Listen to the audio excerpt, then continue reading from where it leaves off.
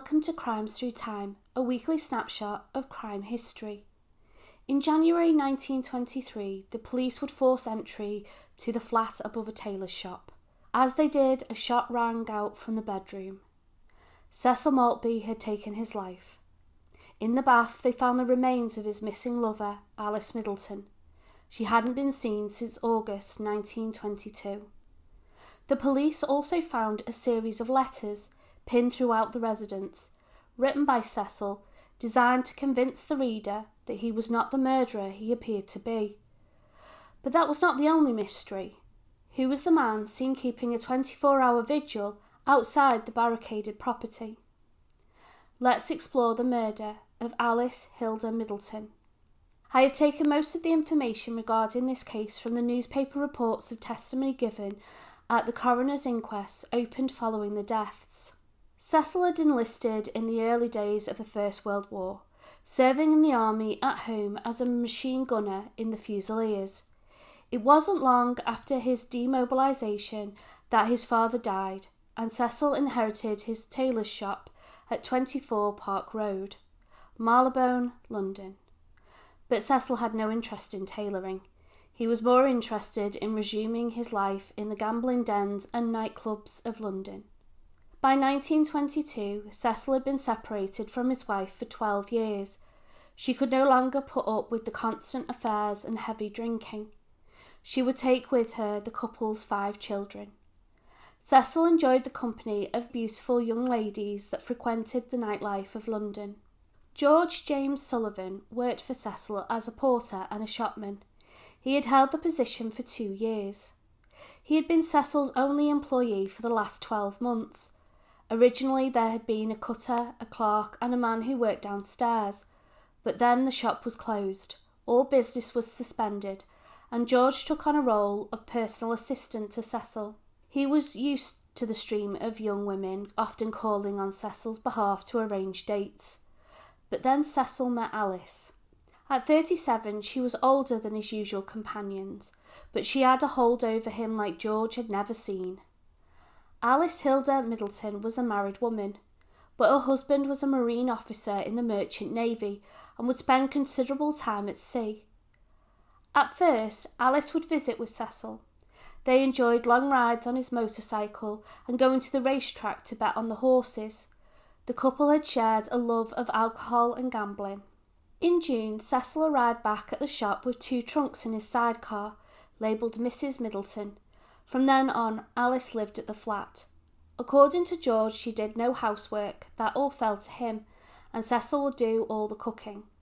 She took breakfast in bed every morning, which Cecil was happy to provide. The couple seemed to get on very well, even having pet names for one another. Cecil called Alice Patsy, and she called him Moppy. At one point, Alice went away for 3 weeks, returning to her husband, who was back from sea. Cecil was lost without her, saying, quote, "I wish Patsy was back. I expect she too wishes that, for she does not like the sea."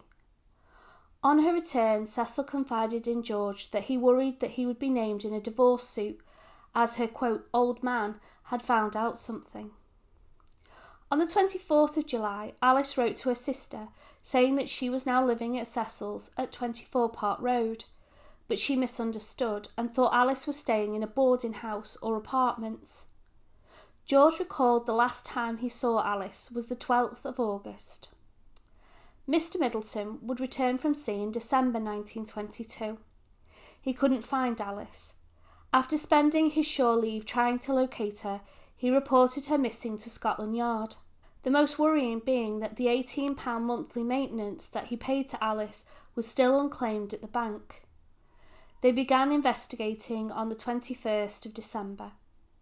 It did not take long for the police to find out about Cecil and Alice's relationship, and they called at the tailor shop to interview him. This is now January 1923, and things had gone from bad to worse for Cecil. He was now in so much debt that he daren't leave his flat, in the daytime for fear of being accosted by a debt collector. He had been sneaking out at night to continue to drink and gamble, but even that was too risky now. He had barricaded the doors with heavy furniture and nailed all the lower windows shut.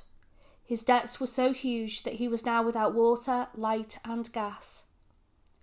A large crowd began to form outside, of onlookers, bailiffs and then the police. Only on one occasion did Cecil communicate. He held a shouting conversation with detectives. He told them that he hadn't seen Alice since she had left him in June, and that the only reason he was holed up was because he objected to the bailiffs. The siege would go on for 5 days. At noon on the 5th day, the police prepared to force entry.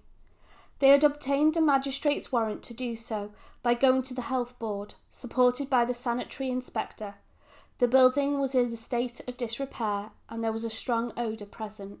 The police first tried to jemmy the door, but it was unsuccessful, so they broke the glass pane and a thin policeman was able to climb through.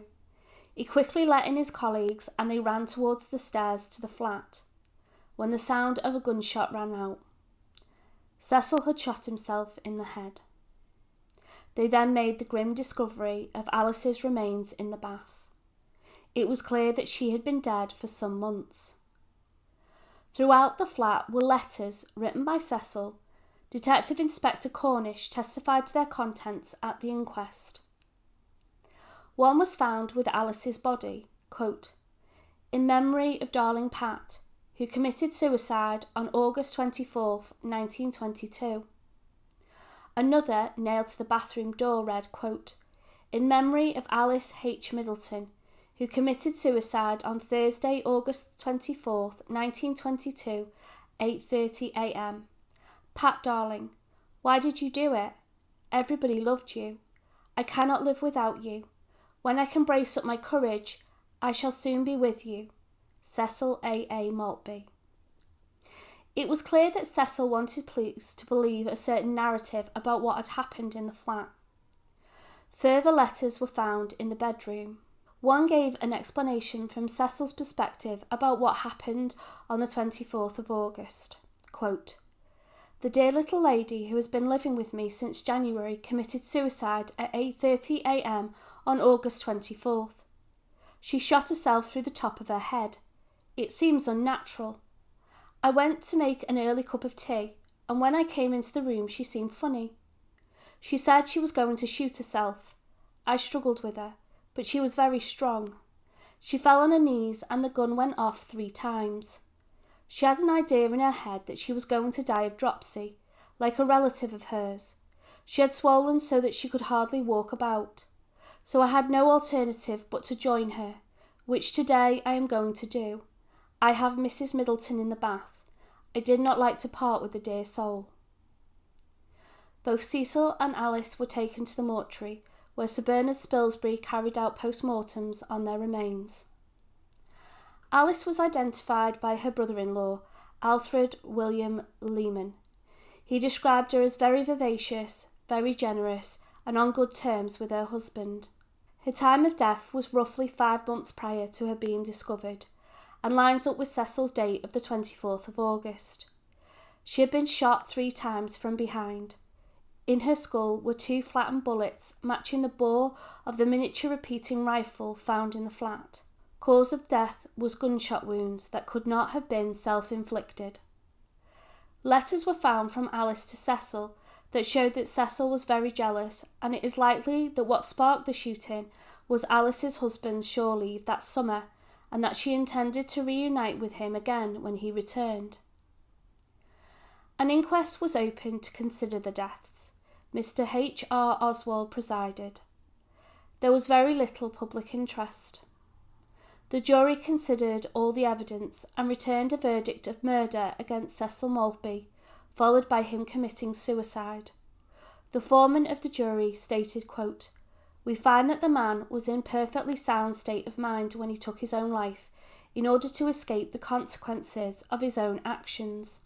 One puzzle that was not solved was the identity of a mystery man that held a vigil outside Cecil's shop for 3 full days and nights prior to the police entering on the 10th of January.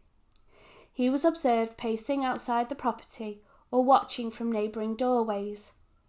Most assumed him to be press or police. A reporter did engage him in conversation, and he said he was from Yorkshire and had a special mission to perform. He would not share the details, but he said it would make an interesting tale. Later on the 10th, he said he was waiting for a reply to a telegram, but by the morning of the 11th, he was gone. What his mission was, and whether he was able to complete it, remains unknown. Thank you for watching. Please like and subscribe and let me know what you think of this case in the comments below, and I look forward to welcoming you in the next one.